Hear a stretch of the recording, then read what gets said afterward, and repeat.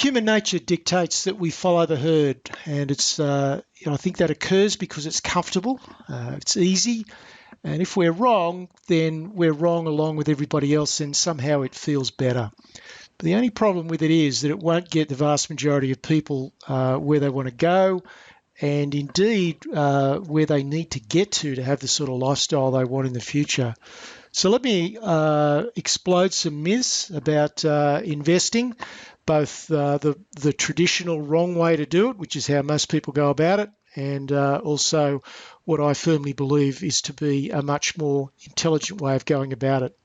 So the question of diversification is one that gets plenty of debate. Let's look at the hopelessly inefficient way, which is what the vast majority of people do, and in fact what the industry pundits would tell you is the right way to go. So most people, as I said, like to follow the herd. It's simple, it's convenient, and you can do that by a very simple mechanism of just buying an ETF, an exchange-traded fund that tracks an index. And that, to a degree, is a set and forget kind of process. The only problem is it's pretty limiting. So that's one way. You can just go and choose the ETFs yourself, and the ETF market around the world is exploding in its product offering, and therefore if you know a little bit about what you're doing, you can put together a portfolio of ETFs that will do a job to a degree. Second alternative is you can use a fund manager who may track the index exactly or loosely, depending on how they go about it. But neither of those methods, to me, produce the sort of return that most people want. They'll only produce very mediocre returns. This process is inefficient because it guarantees you that you will own poor stocks. Because in any index, there are good stocks and there are not so good stocks. So if you're buying exposure to an index, then you're getting some of each. So you're getting an overall average. And I question whether that's what you would do if you had another choice.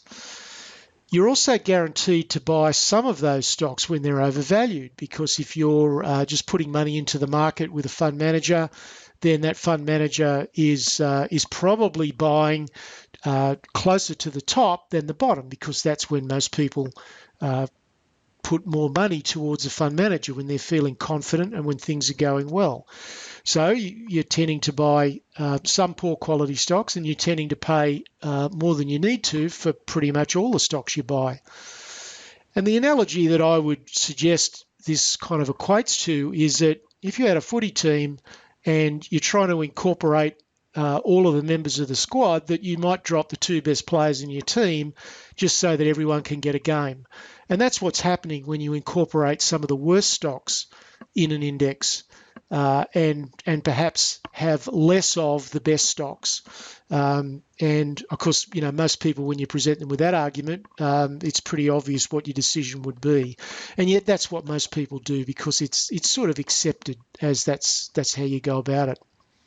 The other dangers in the normal traditional way of diversification is that you end up owning too many stocks. And in my view, and in the view of others, owning too many stocks is a bad thing, because it hampers your ability to outperform the market severely. The more stocks you own, the more closely your return will be to the overall market. It also obviously raises transaction costs if you are buying these stocks individually yourself. So what's the best way to go about this? What is the optimum number of stocks? Now, there's plenty of debate about this, but I think there's some consensus that between 12 and 15 stocks, if you want to buy them and manage them individually, is probably a good number. It gives you enough diversification, but it's not so many that you raise your transaction costs and basically limit your ability to profit from the best stocks in the group. So let's look at the intelligent way to diversify, and to me this is a far more preferable way to go about it. The first thing is that you only go and buy great long-term businesses. Now that takes some work and some research that most people aren't prepared to do. but you can get that information through various sources, and I'm providing some of that information through this series. The second thing is you only want to buy them when they're cheap, and that generally means that they're out of favour, either short term or medium term. Why would you want to pay any more than you need to buy a stock? I constantly get questions from people about how can I buy into stock A, B, C? And my answer always is, well, you only want to buy it when it's gone through a sell-off. Why would you want to buy it now just to get your money into the market, into that stock, if now is not the right time? So you've got to have patience and you've got to understand where the value opportunities are. The second thing you can do is to focus on stocks that are paying a relatively higher dividend. And that, of course, will come if you can buy them more cheaply, because when the price goes down, the dividend yield goes up, all other things being equal. The next part of the equation is not to sell these stocks just because another opportunity comes up. You've got to take a bit of a longer term view as long as you've bought quality assets, great long-term businesses in the first place. Now, if that's not your starting point, then you get a different answer from me altogether, because if you haven't bought well, then you may need to sell them.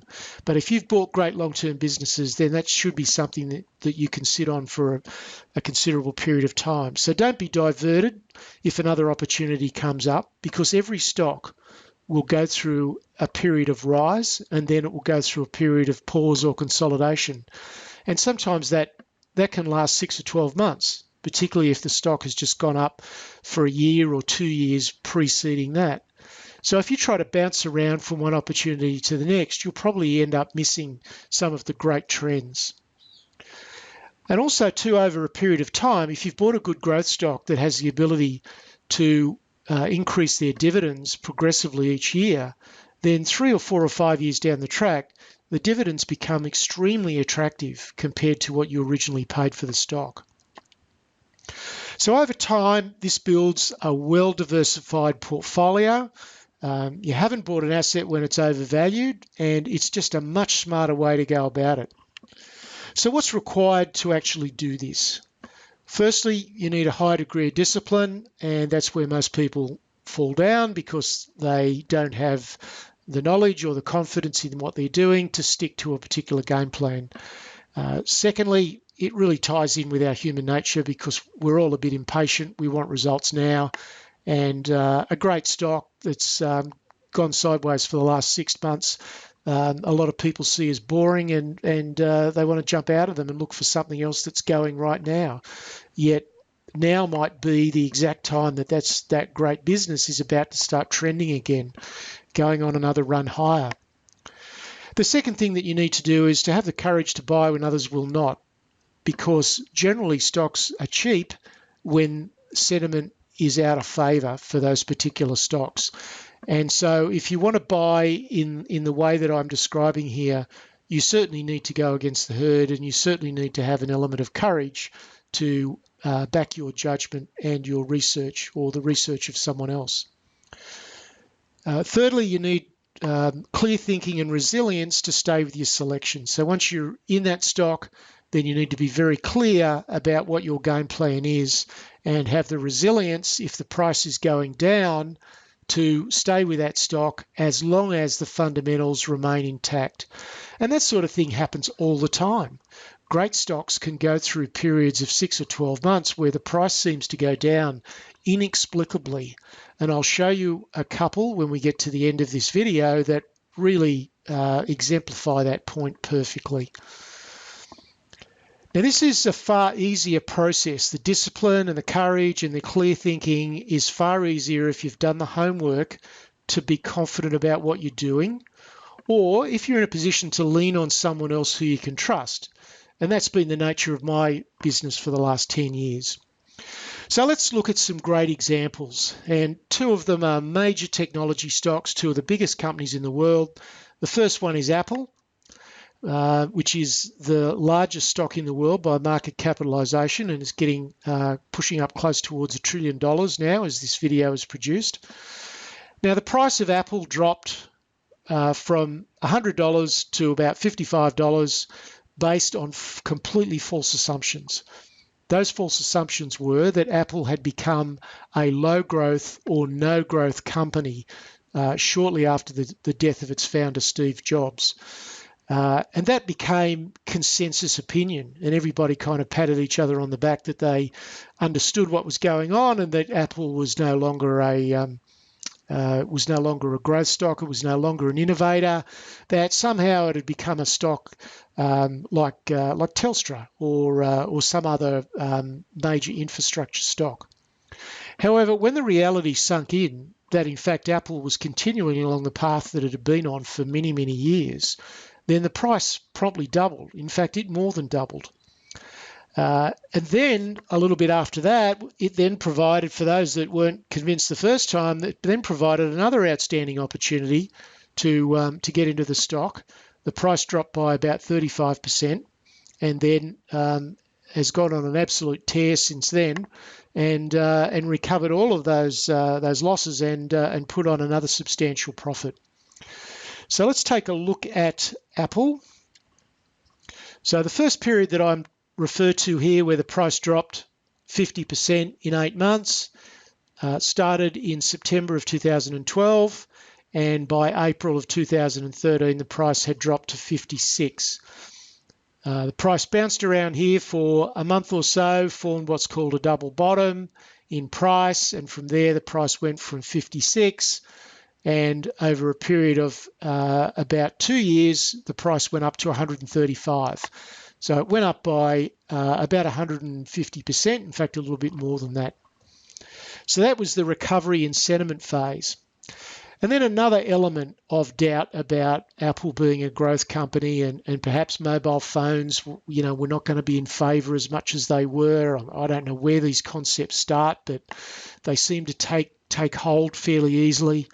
And the price then dropped 34% in 7 months, from around $135 down to around $90.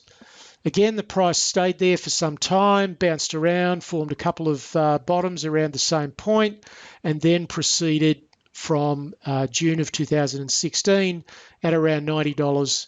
And at the time of this video, it had gone from 90 to 155. Now, during that time, and this is the important point, during this time, the business of Apple hardly missed a beat. There was very little change in what they were doing. The company just got better and better and bigger and bigger. All that changed during these two sell-offs were that the sentiment changed, and for no particular rational reason. And therefore, if you understand about the fundamental merits of companies and about the valuations, and you've got all those other elements that I talked about, the patience and the resilience, then you can do extremely well in the market. Now, this is easy to do and summarize here in hindsight.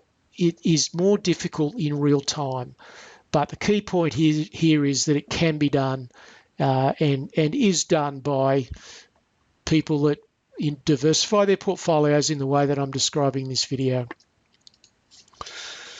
Let's turn to the second example, and this is Alibaba, which in my view is an even better business than Apple, Amazon, Google, Facebook, all of those stocks combined. I'll leave that explanation for another day, but I believe it's a far superior business model and a much better business. Now, similarly, the price of Alibaba dropped by 50% based on assumptions that just were not correct, and in particular because there was a negative bias about China. Now, the Chinese stock market, as many people know, ran from 2,000 points to 6,000 points and then crashed by 50%. And that coloured the view of particularly Western investors and basically turned people off China. But quietly and not so quietly, these Chinese internet stocks have been growing like wildfire. They're extremely profitable, and they're just great long-term businesses. So the price dropped 50%, and then it doubled as Apple did. And let's take a look at that chart. There's Alibaba. So this was the stock price shortly after listing. It got to around $120 in the space of 10 months. It dropped from 120 down to 60. In fact, just a fraction below it. Again, formed a double bottom over a period of a couple of months, and then ran from 60 and back to 120. Now, again, great growth in the stock. Nothing's changed in the business. It's kept growing at an amazing pace. All that changed here was perception. And so if you can reverse the odds that most people normally are happy to take, and that is they'll buy up here at 120 or somewhere in that vicinity because that's when it's popular and that's when everyone tells you that Alibaba's a great stock to buy. And then they sell out in despondency down here when they start hearing that there are problems with the Chinese stock market and the Chinese economy is going to crash and all these sort of things. So they sell out here. They won't buy back in, even in the face of much better reports about these stocks. And they wait until they're comfortable back up here at $120 before they start buying them again. And it's just the completely wrong way to go about it, as I hope you can readily see. In terms of timing, how do you know when the time is right to buy? Well, look, it's a fairly straightforward answer, but it's one that's not simple without a great deal of knowledge and particularly experience. You need to understand where the fundamental merit is. You need to understand what the long-term drivers are for that industry. And you also need to understand how to value companies relative to that potential growth. Secondly, you need, and this is even more important, I believe, is that you need to have some skills in technical analysis so that you can read technical price patterns and you can see where the buying and the selling is ebbing and flowing. And thirdly, you need to be able to read sentiment. And if you can find something where sentiment is poor, yet the fundamentals and the fundamental outlook is positive and the valuation is appealing, then that's almost certainly going to be a really good buying opportunity. So there are all the elements that go into intelligent diversification, in my view. What's coming up in the next video is something that a lot of people find very confusing, but using options to generate low-risk income is a very, very important skill to develop. I'm going to be covering the basic principles. I'm going to be looking at covered calls. What are they? What sort of return can you expect from covered calls? And what are the risks? And of course, how best to exploit them. Now, this series is designed to help you shortcut your way through just the overwhelming maze of information that's out there and that most people find completely confusing. This series is the distillation of my 3 decades of very practical experience in the market, both good and bad. I've made all the mistakes along the way. And if I can help you avoid most of those painful and very expensive learning experiences that I had to go through, then I've achieved my objective. I'll be back with you soon with what I regard as the best skill that you could ever develop. I can give you a reliable and above average income stream for life by using these particular methods and by owning the world's best assets. If you've got any questions in the interim, here's my contact details. I'd love to hear from you, and I'll be back with you shortly. Cheers.